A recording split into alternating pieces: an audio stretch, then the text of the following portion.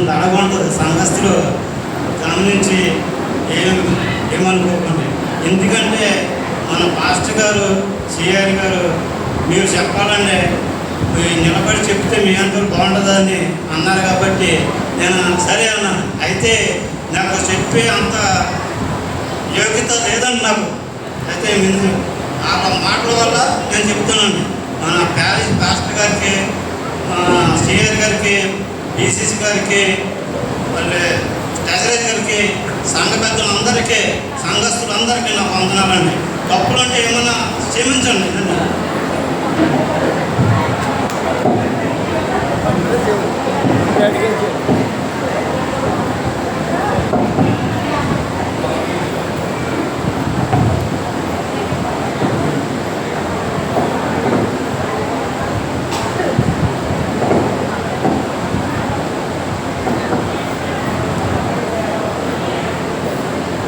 యేసు ప్రభు రెండో మాటగా శిలువలో పలికిన మాట, నేడు నీవు నాతో పరదేశంలో ఉండు అన్న.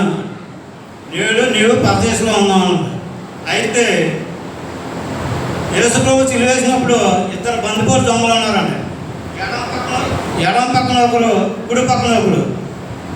కుడి పక్క వైపు సిలువేయబడిన దొంగ పేరు డిస్మస్. ఇతడు గలీల ప్రాంతవాసి అండి. ఇతడు గలీల ప్రాంతవాసి.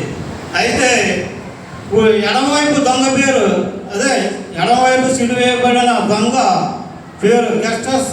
ఇతడు యోధా ప్రాంతవాసి. యోధా ప్రాంతవాసి. మొదట ఈ ఇద్దరు దొంగలు దేవుని దూషించినారండి. ఇద్దరు దొంగలు దేవుని దూషించారు.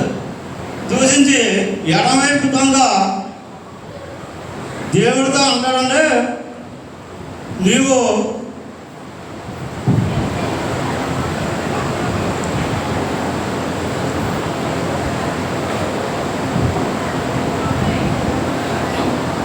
ఎడమవైపు దొంగ దేవుని దూషించి, నువ్వు క్రీస్తుడు కదా, నువ్వు రక్షించుకొని మమ్మల్ని కూడా రక్షించమంటాడని. నువ్వు క్రీస్తుడు కదా, నువ్వు కూడా రక్షించుకొని మమ్మల్ని కూడా రక్షించమంటాడండి. అప్పుడు ప్రభు అంటాడని, ప్రభు శత్రువుల కొరకు ప్రార్థన చేస్తాడండి. శత్రువులకు ప్రార్థన చేసి కుడి పక్క దొంగ ఆ ప్రార్థన విన్నాడండి. ఆ ప్రార్థన అంటే పాప పశ్చాత్తాపంతో ప్రభువును ఆయన చూసి మనసులో దైవత్వం గ్రహించుకున్నాడు. పాప పశ్చాత్తాపం పడ్డాడు, మనసులో గ్రహించుకున్నాడు. అప్పుడు కుడిపక్క దొంగ అంటాడు, ఎడం పక్క దొంగనే వాణిని గద్దించి, నువ్వు అదే శిక్షలో ఉన్నావు కదా, నువ్వు కూడా అదే శిక్షలో ఉన్నావు కదా, దేవునికి భయపడి మనమైతే ఇది న్యాయమే, మనకి ఇది న్యాయమే, ఈ శిక్ష మనకు న్యాయమే, దేనికి ఫలము పొందుతున్నాం. కానీ ఈయన యేసుప్రభు ఏ తప్పుదం చేయలేదు. ప్రభు చూసి, యేసు నీ రాజ్యంలోనికి వచ్చినప్పుడు, నీ రాజ్యంలోకి వచ్చినప్పుడు మమ్మల్ని జ్ఞాపకం చేసుకోమని అంటాడు ఆ దొంగ. అని ఆ దొంగ అంటే, నీవు నాతో కూడా పరదేశంలో ఉందని గొప్ప రక్షణ వాగ్దానం చిన్న మీద వేస్తారా దేవుడు పలికిస్తాడు. అలాగే ఇందులో 7 భాగాలు ఉన్నాయండి. 7 రెండో భాగంలో 7 భాగాలుగా విభజించారండి. నేడు అంటే ఈరోజు గొప్ప మనం వాల్మాసం పొంది రక్షణ దయ ఇవన్నీ దేవుడు సిలువలో మన గురించి ఎన్నో శ్రమలు పొంది, పాపాల గురించి మన ప్రాయశ్చిత్తం పడ్డాం, మనంతా మన గురించి ఎన్నో దెబ్బలు తిన్నాడు, సిలువలో ఎన్నో శ్రమ పడ్డాడు. 40 రోజులు పడి ఈరోజు 3 గంటలకు సిలువై పడతాడు యేసుప్రభు. అయితే నాడంటే శిక్షణా దినం అంటే జరిగిపోయిన రోజులు శిక్షణా దినం. నేడు రక్షణా దినం. మనకిప్పుడు రక్షణా దినంలో ఉన్నాం. మనం అందరూ పాపాలు ఒప్పుకొని దేవుని కొరకు ప్రార్థించి మన పాపాలు ఒప్పుకుంటే రక్షణ దినంలో ఉంటామండి. నీవు కూడా నేరస్తుడు కాదు అంటాడు దేవుడు. నువ్వు కూడా నేరస్తుడు అంటే కుడిపక్క నాతో సహనం చేసి సత్యము చెప్పమంటాడు, సత్యమే చెప్పమంటాడు.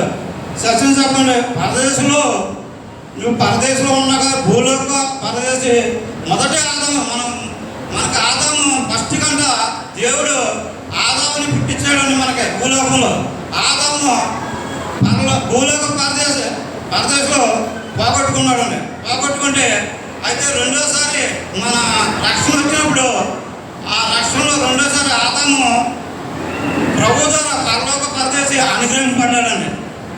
అయితే నువ్వు కూడా ముందు అంటాడు, సన్మానంగా ముందు అంటాడు, నిశ్చయంగా సత్యం పలకమంటాడు. దేవుడు ఎప్పుడూ సత్యం పలకమంటాడు. అయితే చెప్తున్నాడు ఉన్నాడు, అలాగే ఆ దొంగ వలే కాక తన తప్పును తాను తెలుసుకోమంటాడు. మనం కూడా మన తప్పును మనం తెలుసుకుని దేవుడు ఎదగాలని ఎంతగానో నేను ప్రార్థిస్తున్నాను. అలాగే ఇతరుల తప్పులను కూడా ఎంచకూడదు అంటాను. ఇతరుల తప్పులు మన తప్పులు మనం తెలుసుకుని ఇతరులతో ఎంచడం ఎందుకంటే ఇతరుల తప్పులు కూడా ఎంచకూడదు.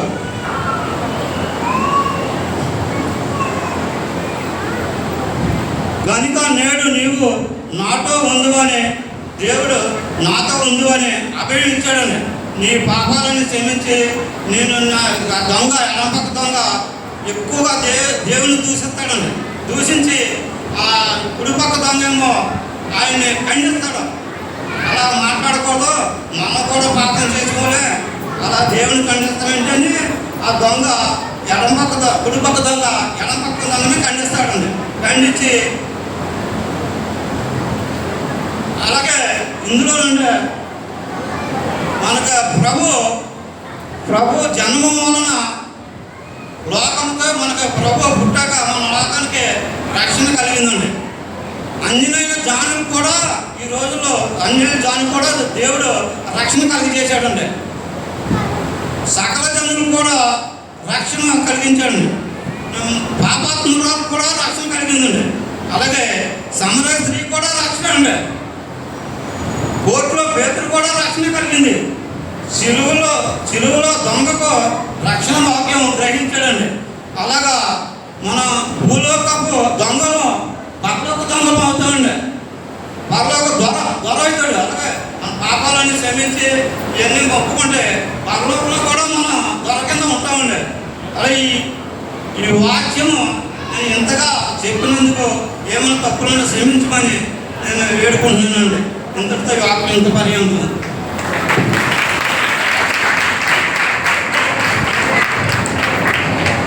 దేవునికి స్తోత్రం. హల్లెలూయా. మంచిదండి.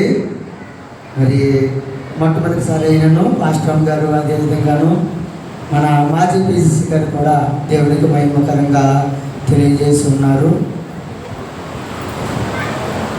ఒక్క అరగంటలో